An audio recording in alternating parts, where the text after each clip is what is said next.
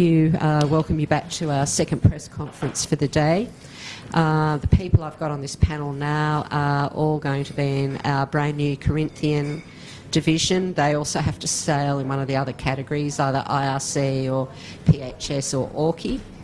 But these are all amateur crews, no paid professionals, no pro sailors on board. They're what we used to always have up until the advent of the pros sort of during the early 90s. These were your typical crews before that time. Some of these guys have done a lot of Hobarts. We've got one or two who have not done any or one. So from my left-hand side, I have Peter Lewis, who is from the Queensland yacht Charlie's Dream. Next to him is Noel Swan from the South Australian entry Enchantress. Next to him, Antony Sweetapple from the New South Wales boat Quetzalcoatl. Next to him, Thorry Gunnerson, who's been here, started this race in 1994 with tilting at Windmills from Victoria. We're missing in action Justin Brenan. Oh no, there you are, Jason, come on in. So this is Justin Brenan from Alien. And then at the very end, Terry Posma from Jaffa from Western Australia. So we'll start with you, Peter. I believe on your boat that you have Peter Luke was our co-founder of the Cruising Yacht Club of Australia, and I believe we have on your boat navigating Graham Boyd, who is his son-in-law. Is that right? Yes, that's right. Graham's been with me on previous Hobart races and the Lord Howe race. A very solid, capable sailor. Graham, when he's not sailing, is a geologist. Okay. And tell me how many Hobarts you've done, what you think about them, and what you think about the southerly forecast that we've had for the first afternoon and night. This will be my fifth Hobart, and all of my crew have done previous Hobarts. The forecast is probably the best forecast I've ever had for a Hobart race. Normally we always get a gale, sometimes two gales because we're a rather slow boat. We're usually at the back of the fleet, being a cruising boat. So whereas the big boys get there in a day and a half, we usually take at least 5 days. But yeah, looking forward to this one. So being a heavier, older boat, I mean, heavy weather actually suits you guys, doesn't it? Our boat's built for comfort, and we live well on board. We don't have anything by the name of freeze-dried food. We eat very well. And Noel, tell us a bit about your boat, why you're back and how many you've done, and why the Corinthian. Well, the Corinthian's obviously new to everyone. We're happy to be selected with that. We are an amateur crew. We've got 60, our age levels out at average age is 60 years of age, so we're out there. There's 45 years of sailing experience between us all. There's 3 of us that have done Hobarts before.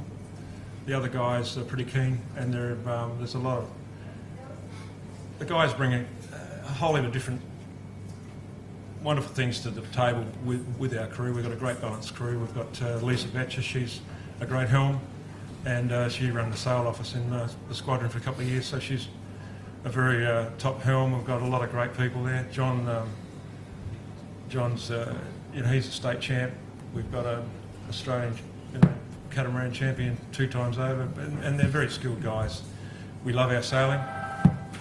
We do a lot of offshore stuff in South Australia, so Enchantress is a very light boat and a very fast boat in the right conditions, so we'll be out there giving it all. And tell me, did you guys sail here or...? We John and George are part of the race crew, and there's a couple of farmers that like sailing, so they come down from Adelaide to Queenscliff, and then there was 6 of the other crew did a sort of a training go for about 5 days. We sailed it from Queenscliff to Sydney, caught a little bit of bad weather, and we worked it quite nicely and got here still in the light. It was great coming in the heads. Do you think sailing here from places like South Australia and Western Australia give you the upper hand when it comes to the Hobart, having put in that time to sail here? Does it give you an advantage? Good question. I feel I've been in amateur sport for all my life, and I think that extra week gives us, we hone in quite a few skills. We get to know each other a lot better. We become mates. We create nicknames and have a lot of fun, and consequently hone in our skills. And it's we're feeling pretty good at the moment. How many miles is it from nautical miles from where you sail to here? I'm not a navigator. I don't actually know that off the top of my head, but I think it's like, a couple of thousand. It's got to be. So that's at least 3 Hobarts already in the bag? Well, we've done it a couple of times now. We also did the Melbourne Hobart in 2010, so we know Bass Strait pretty well now. Okay, now Antony, you've been here a few times. Everybody always recognises that bright yellow hull and Quetzalcoatl. Please explain that name. We purchased the boat in 2007, and it was named that or something. And we looked at changing it. It was all too complicated. But Quetzalcoatl, the short version is that it's an Aztec weather god or something. So we're pleased to have the Aztecs and the Incas behind us, chasing us down to Hobart. And what does the Corinthian Division mean to you? I mean, this is a brand new trophy donated by the York family, especially to recognise the Corinthians. What does that mean to you to have a Corinthian Division in the Rolex Sydney Hobart?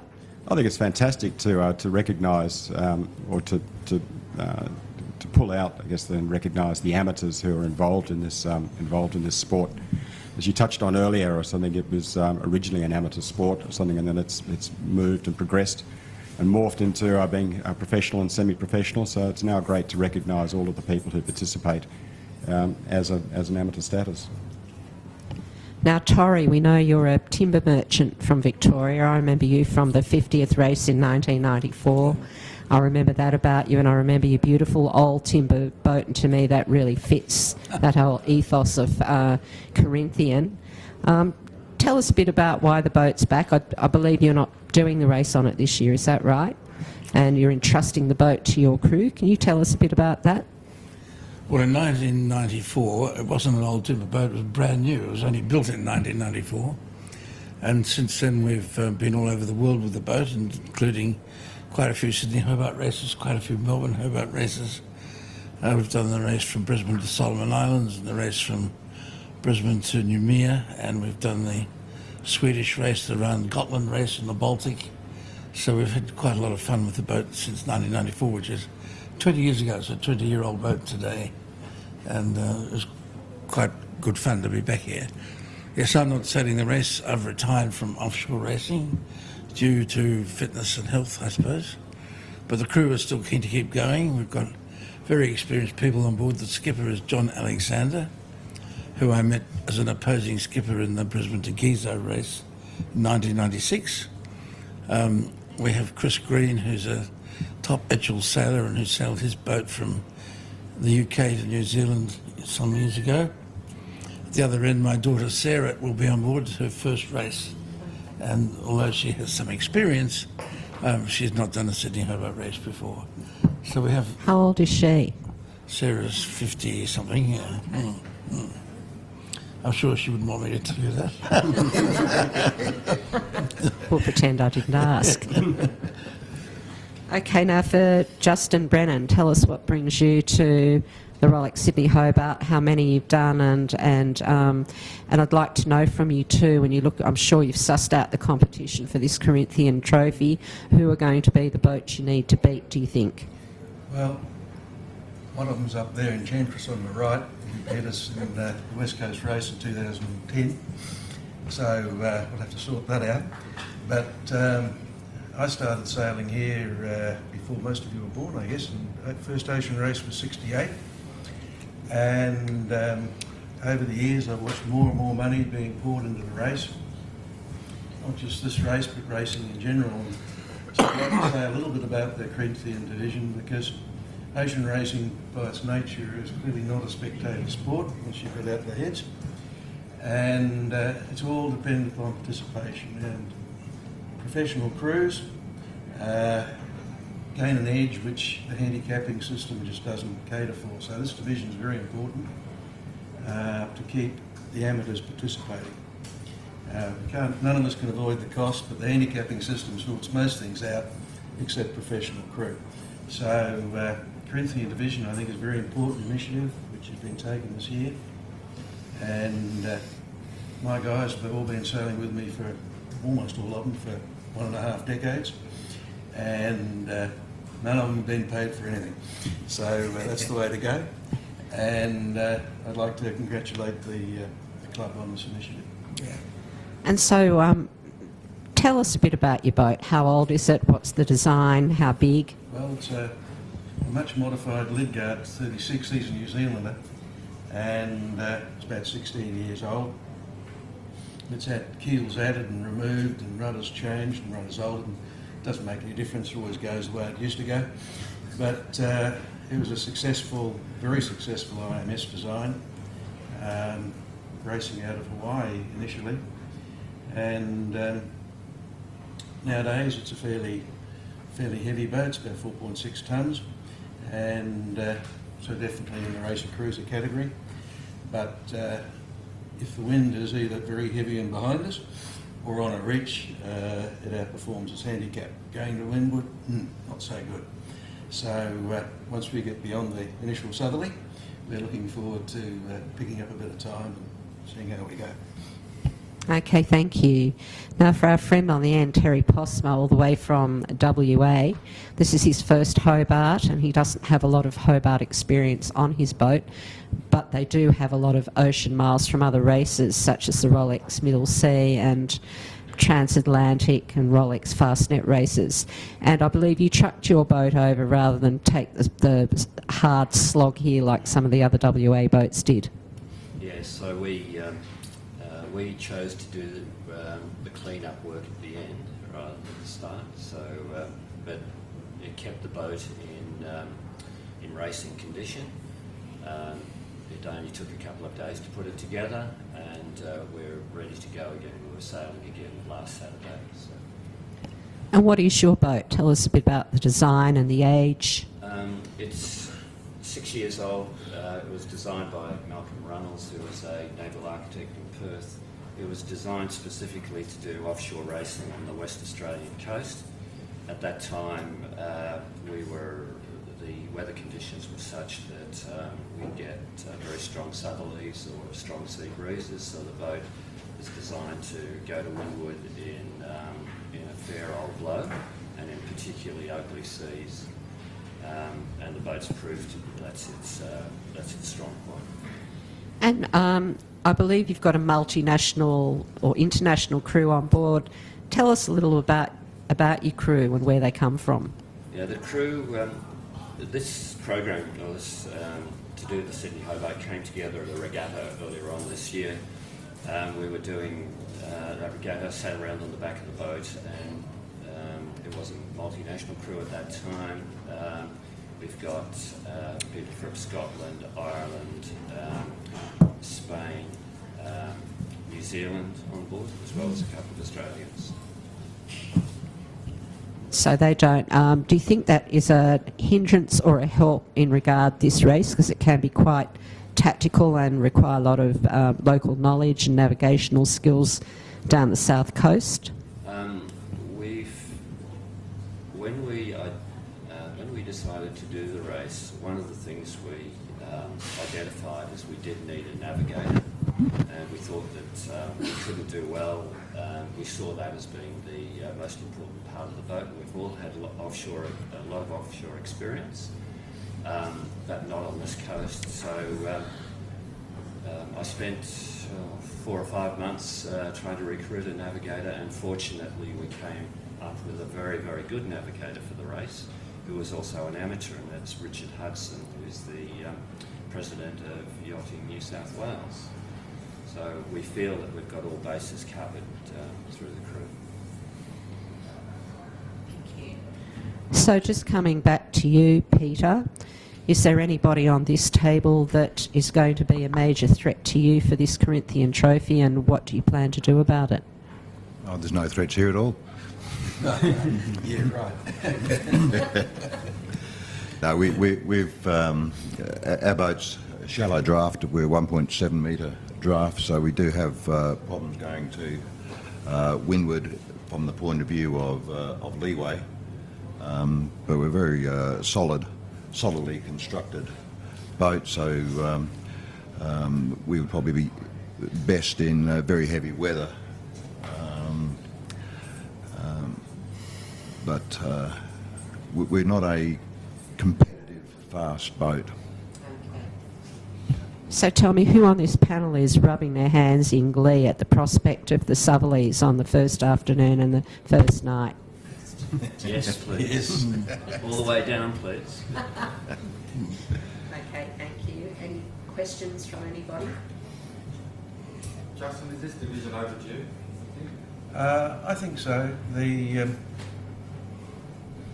As I said, it really is a participant sport in terms of ocean racing, and as you get more and more people putting on professional crew, it gets a lot harder.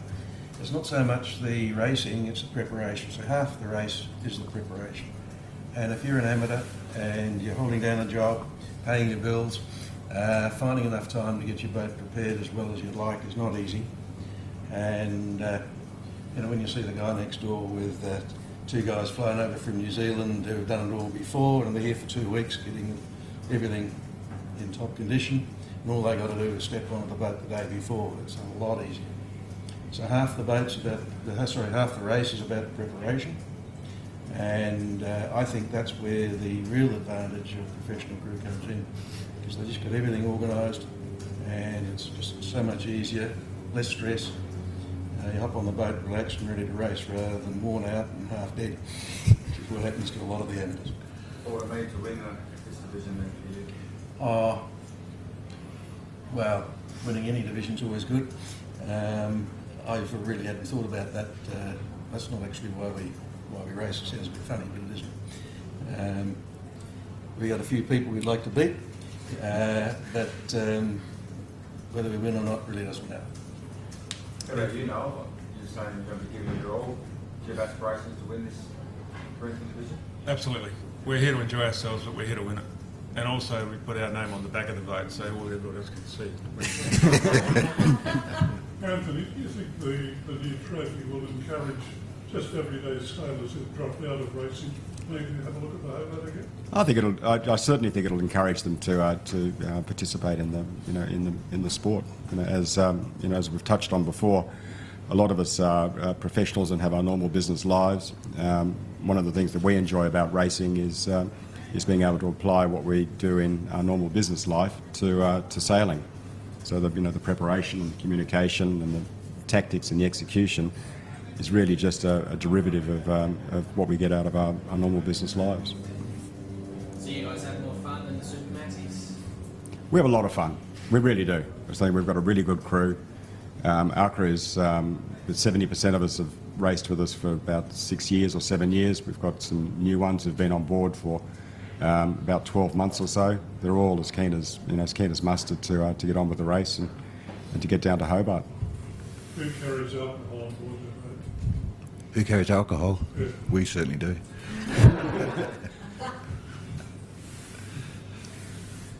One of the big differences between, I guess, amateur crew and the sort of semi-professional and professionals actually is after the race, because they hop off the boat, fly away to the next regatta or whatever, whereas most of the racing I've done, there's actually a very tight group of skippers and crew.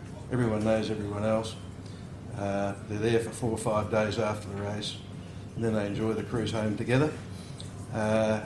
And what you find is that the big boats, the crew hop on an aeroplane, and it's all sayonara territory. So that makes the racing quite a different kind of experience as well. Can I just add to that? Is our crew, our group did all the work to prepare the boat for this, and that's including getting it ready to take across Australia. Comes in here, they cleaned the whole thing up, they assisted with putting the mast back in, having it inspected, down to the point where they were, one of the crew managed to reprogram an AHF radio to take local frequencies. It was all done by guys who do other jobs on the day-to-day, and they've done a massive job at getting us there. It's quite amazing.